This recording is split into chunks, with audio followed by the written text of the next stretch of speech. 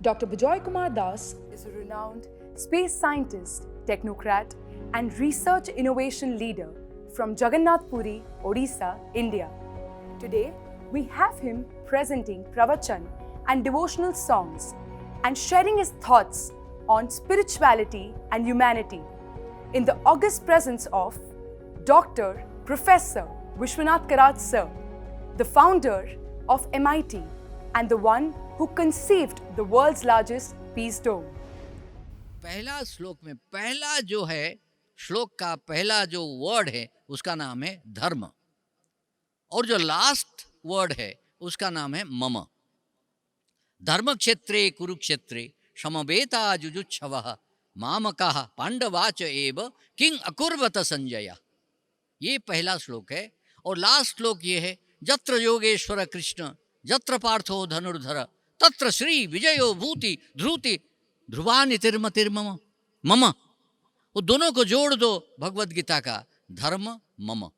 मम धर्म क्या है?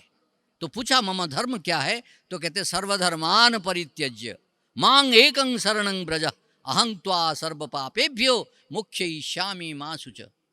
वो कई नहीं कहते हैं कि ये धर्म है ये धर्म है। ये लोगों को देखो, ये जो चारों तरफ बैठे हुए हैं एक ही चीज सबको वो सब बोले हैं, किसी भी रास्ते पे जाओ लक्ष्य एक ही है, विश्व का कल्याण, विश्व का शांति, विश्व का आनंद, ये हमारा लक्ष्य है। हर कोई संत यहाँ जो जिनके मूर्तियाँ हैं यहाँ वो एक ही चीज़ बोल के गए हैं कि विश्व का शांति ही हमारा शांति है। विश्व शांति में आएगा तो हम तो विश्व का अंश है। ममैवांश जीवलोके जीवभूता सनातनः, हम तो प्रभु के अंश है। तो भगवान जब अपने बारे में बताते हैं, जब अर्जुन पूछता है हम जाके मंदिर में पूजा करें या निराकार ब्रह्म को पूजा करें, भगवान कहते मैं तो वहाँ नहीं हूँ, तुम कहाँ पूजा कर रहे हो? अवजानन्ति मांग मूढ़ा मानुषिं तनुम आश्रितम, मुझे पहचान नहीं पाते, मनुष्य समझते हैं। हे परम भाव मजानंत मम भूत महेश्वरम, भगवान कहते हैं मंदिर में नहीं हूँ, मस्जिद में नहीं हूँ, मैं निराकार नहीं हूँ, मैं साकार नहीं हूँ, मैं निराकार नहीं हूँ, मैं तो पुरुषोत्तम हूँ। जो हमारे ज्ञानेश्वर जी बड़ा अद्भुत तरीके से संसार को देके गए हैं, भगवान है क्या। ज्ञानेश्वरी जी का भगवद गीता में इतना सूक्ष्म भाव से साधारण मानव के लिए जो बताए हैं, उसी चैप्टर को व्याख्या करते हुए वो कहते हैं भगवान हर चीज में है, हर क्षण में है, सूक्ष्माति सूक्ष्म है, और विशाल से विशाल है। तो इसलिए हे मेरे भक्त, हे मेरे लोग, समझ लो कि जो सबको प्यार करता है, जो विश्व को प्यार करता है, वो तो मुझे पहचान लिया है, तो उसको कुछ करने की जरूरत है, उसका तो जीवन मुक्ति है। क्यों? वो मुझे पहचान लिया है, मेरे साथ दौड़ता रहता है, मेरे साथ खेलता रहता है। तो इसलिए मैं यहाँ जब पैर रखता हूँ मुझे ये अनुभव होता है कि विश्व का एक ऐसा स्थान है जो संदेश दे रहा है कि हे अज्ञानी, ज्ञान को आहरण करो, ज्ञान ही तुम्हारा सब दुख को दूर कर देगा। ज्ञान सबसे बड़ा है, कर्म से बड़ा है, भक्ति से बड़ा है, ज्ञान ही बड़ा है, ज्ञान को ले लो। उसी को बताने के लिए दुर्योधन जाके पूछता है सेकेंड श्लोक में भगवद गीता का, हे संजय मुझे बता दे, जो अजय है, जो अपराजित है, उसको कैसे ये 5 पांडव हरा सके, ये तरीका मुझे बता दो। ये क्या हुआ है, ये विचित्र चीज कैसे हो गया कि भीष्मदेव को गिरा दिए, भीष्मदेव को हरा दिए, जो कि असंभव है, जो कि आजकल सब कंट्री सोचते हैं हमको कोई हरा नहीं सकता, हम तो ध्वंस कर देंगे उसको।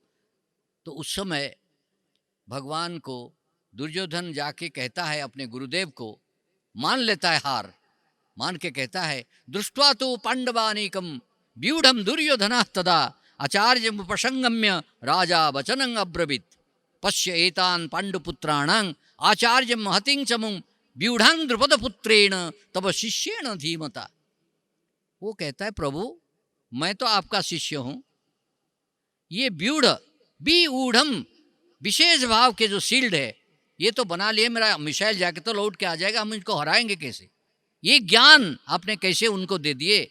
मैं तो आपका शिष्य हूँ, मैंने आपको एम्प्लॉय किया है, और वो तो पांडव सीख के चले गए वन में, तो इनके पास एक ज्ञान कहाँ से आया?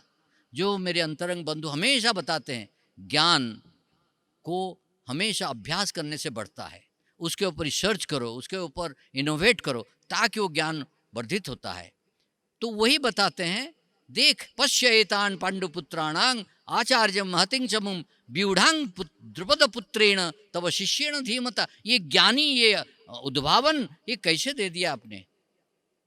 तो वो हंस के कहता है, प्रभु दुर्योधन का इतना ज्ञान का जब उत्पत्ति होता है भगवत गीता में, तो वो ये कहता है, अत्र सूरा महेश्वासा भीमार्जुन समाजुधि जुजुधान विराटश्च सत्यकिश्च अपराजितः दुष्टकेतु चेकितानः काशिरार्जस्य बीर्जवान् पुरिजित कुंती भोजश्च शैवस्य नरपुंगवः जुधामन्युश्च विक्रांत उत्तमौजार्ष वीर्जवान् सौभद्रो द्रौपदेयाश्च सर्व एव महारथः।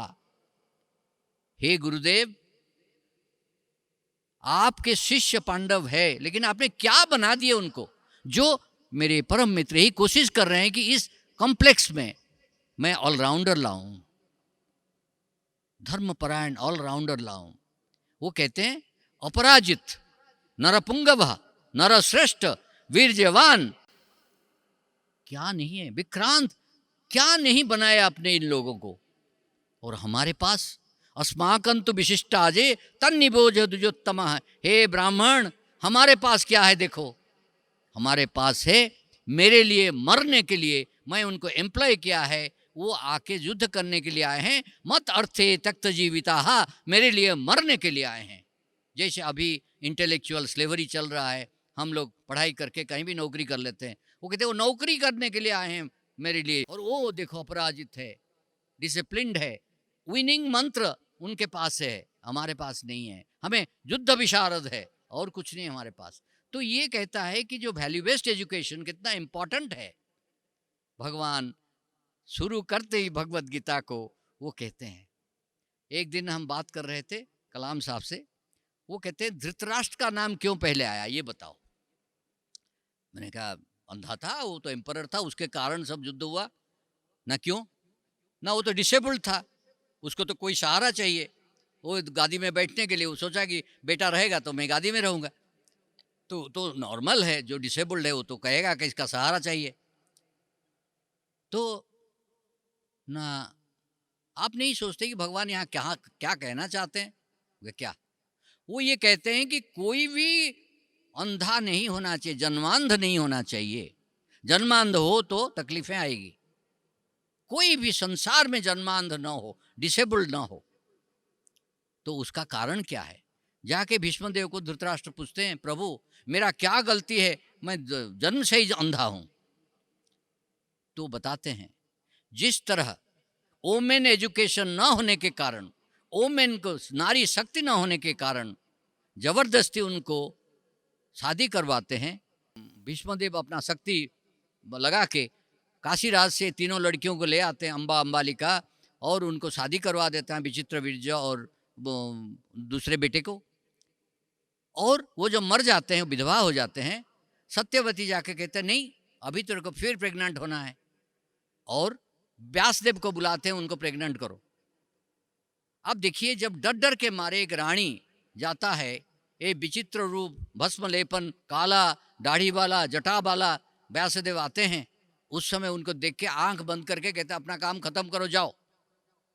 फिर दूसरा आता है, वो डर डर के मारे जाता है, तो पंडु जन्म होता है रुग्ण, और वो कहते हैं धृतराष्ट्र जन्म होते हैं अंधा।